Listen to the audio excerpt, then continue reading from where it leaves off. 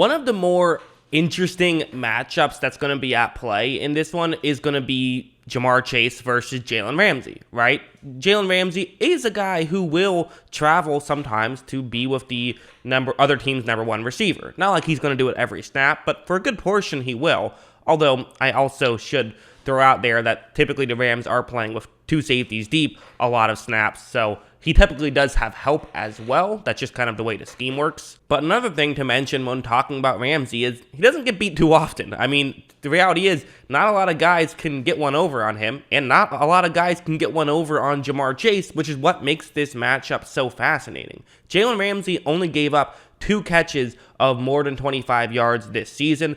Technically 3 according to PFF, but one I didn't think was his fault, so I'm only going to count 2. And let's show those 2 plays, because this might be a great way to explain how you can beat Jalen Ramsey. The first one is a cover 2 zone, and you see the way the concept is going to work. This is, you might recognize this play, this is actually Tom Brady's last ever NFL touchdown.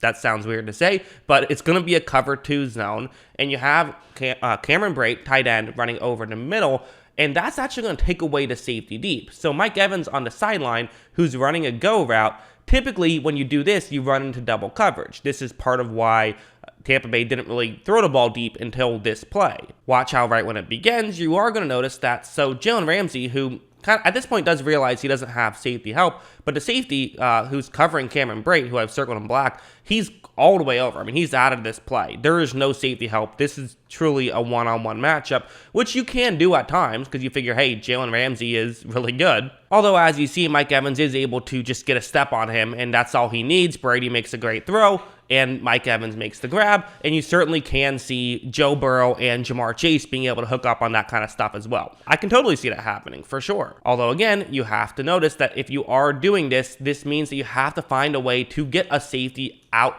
of position. You can't let the safety stay over the top, because if you do, then it's going to be double coverage, which is going to make it a lot more difficult to try and hit, and reality is you probably just shouldn't. I actually think that if you want to get Chase involved down the field where he is at his best, this play is what they should put, they should be showing this play 100 times before the game, kind of saying like, this is how we can potentially make stuff work. This is how we can game plan. Now going over to this one, this was the other time that Ramsey got beat for more than just a few yards, or at least more than 25 yards. What you're going to see is that it's a pretty simple concept, but these are the kind of concepts that can work against this coverage. In fact, the Rams would go on to beat San Francisco in the playoffs largely with this concept. It's just a, receiver closest to the sideline runs a go route. The next receiver is going to run an out route. But the interesting thing is that you can get guys out of position. Garoppolo is going to take the snap on this one, and you see Ramsey kind of sit on that out route a little bit because he felt like the ball was going to go in that direction. He got fooled.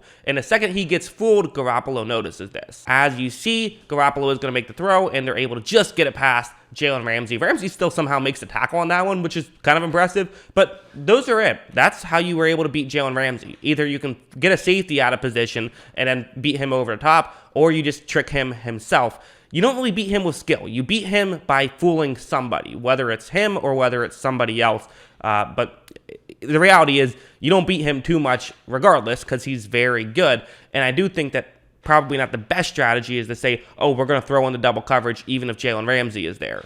Let's talk about a play like this from Chase's perspective now. Let's break down Chase, because I'm not really going to talk too much about how great he is on the sidelines with the deep stuff. I think we all know that. I think we're all aware, if you're not, I'll let you know now, just go routes, basically. When he's running deep routes towards the sideline with a single safety deep, look out. That won't happen too much in this game, I don't think, so it's not really entirely relevant. But like I said, you scheme up some plays like the last couple I showed you. That's how you can get the ball in Jamar Chase's hands down the field. But one way you can get the ball in Jamar Chase's hands just in general is with these wide receiver screens that Cincinnati actually loves to run, especially when pressure is going quickly. When their opposing team is generating pressure quickly, a lot of times what they'll do is go to screen passes. And given the state of their offensive line and the state of the Rams defensive line, I have a feeling they'll be doing this a frequent amount.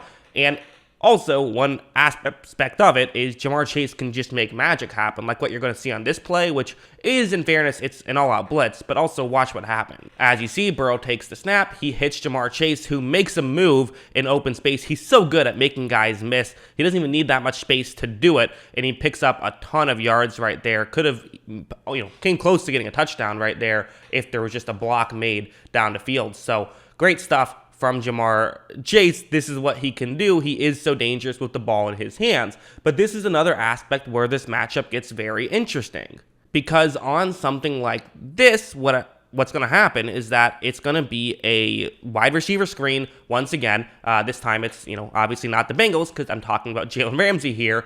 And you're going to have Chris Godwin be the guy who's trying to block Ramsey here, who's a good blocking wide receiver. However, watch how Ramsey is going to be able to get by Godwin and make a quick tackle. Ramsey's the physical corner, and if you're running screen passes in his direction, he can blow you up that way as well. So it's not just that he matches up well in terms of down the field stuff, which I think he does. He also can beat you in areas like that. So again, Jalen Ramsey's very good. Do not underestimate Ramsey's abilities. And another just built-in aspect is on plays like this, and this is what we've seen from Ja'Marr Chase, and part of why we see such a big difference in Ja'Marr Chase. Some games he'll have 200 plus yards, and other games he'll kind of have more quieter games. It does seem like he really makes his money when he's playing against man versus against zone, which the Rams just don't play that much man. They will at times, again, they mix stuff up, but for the most part, they like to play zone. And I think about a team like Denver who likes to play zone, and watch what they can do here. Look at how right when this play begins, you notice that the corner who's covering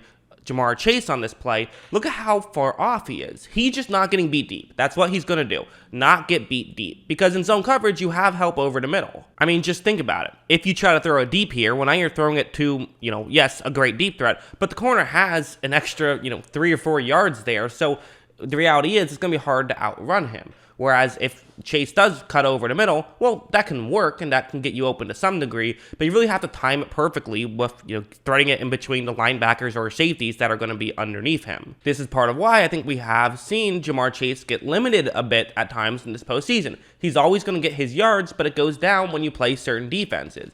When Ja'Marr Chase plays against zone coverage, his yards per route ran is a very good 2.3. That's very good. But when he goes up against man, it jumps up to 3.92. That's just huge. But watch what happens on this play. Ja'Marr Chase is going to continue running his route. Joe Burrow gets outside the pocket, and then Chase gets open and makes a big play.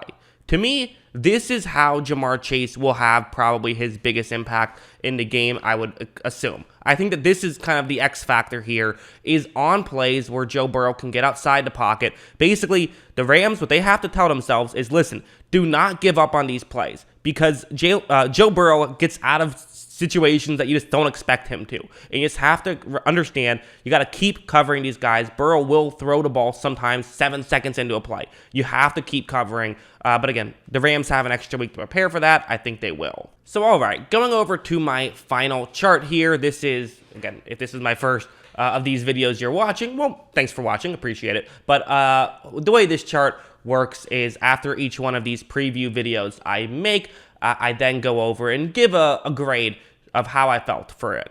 I pick which team has the advantage in a scale of 1 to 5 for how big of an advantage it is. And I want to be very clear, so I'm giving the Rams a +4 here, but what I'm not doing is saying I think Ramsey is so much better than Ja'Marr Chase. What I'm doing is saying, basically, how well can the Rams match up against Chase that as opposed to just a regular team. I did the same thing for Cincinnati, and that's why I gave Cincinnati a +2 versus Cooper Kupp. So I'm doing the same thing the other way around, although I do think that Jalen Ramsey, along with the scheme, it's not just Ramsey, it's Ramsey plus the scheme. I think that those two combined, I think, will limit Chase a lot more than an average team could. I think there's a very real chance Chase does get a big play. I think Chase will probably be better off, though, on broken plays than on scripted plays. But, hey, I could be wrong. What do you guys think? Let me know in the comments below. What are your thoughts on all this? Always love hearing from you. And, of course, as always, thanks for watching.